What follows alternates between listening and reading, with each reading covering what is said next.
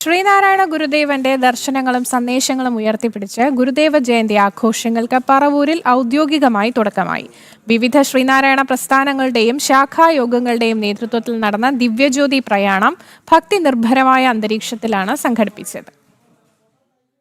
ആലുവ അദ്വൈതാശ്രമത്തിൽ നിന്ന് പകർന്നെടുത്ത ദീപം പറവൂരിലെത്തിച്ചതോടെയാണ് ഗുരുദേവ ജയന്തി ആഘോഷങ്ങൾക്ക് തുടക്കമായത്. മഠാധിപതി ശ്രീധർമ്മ ചൈതന്യ സ്വാമികൾ ദീപം SNDP യോഗം പ്രസിഡന്റ് MN സോമന് കൈമാറി. തുടർന്ന് Paravur union chairman CN Radhakrishnan ദീപം ഏറ്റുവാങ്ങി. Union youth movement president അഭിഷേകിന് Divyajyothi കൈമാറിയതോടെ പ്രയാണത്തിന് തുടക്കമായി. ബൈക്ക് റാലിയുടെയും വാദ്യമേളങ്ങളുടെയും അകമ്പടിയോടെ വിവിധ ശാഖായോഗങ്ങളിൽ നിന്നും പോഷക സംഘടനകളിൽ നിന്നുമുള്ള പ്രവർത്തകർ പ്രയാണത്തിൽ അണിനിരന്നു. തുടർന്ന് നടന്ന ജ്യോതി പര്യടന സമ്മേളനം മുഖ്യമന്ത്രി VD സതീശൻ ഉദ്ഘാടനം ചെയ്തു. കേരളത്തിന്റെ സാമൂഹിക നവോത്ഥാന ചരിത്രത്തിൽ ശ്രീനാരായണ ഗുരുദേവന്റെ ആശയങ്ങൾ നിർണായക പങ്കുവഹിച്ചെന്നും ഈ സന്ദേശങ്ങൾ പുതിയ തലമുറയിലേക്ക് എത്തിക്കേണ്ടത് കാലഘട്ടത്തിന്റെ അനിവാര്യതയാണെന്നും അദ്ദേഹം പറഞ്ഞു. ചടങ്ങിനോടനുബന്ധിച്ച് വിദ്യാഭ്യാസ സ്കോളർഷിപ്പ് വിതരണവും നടന്നു.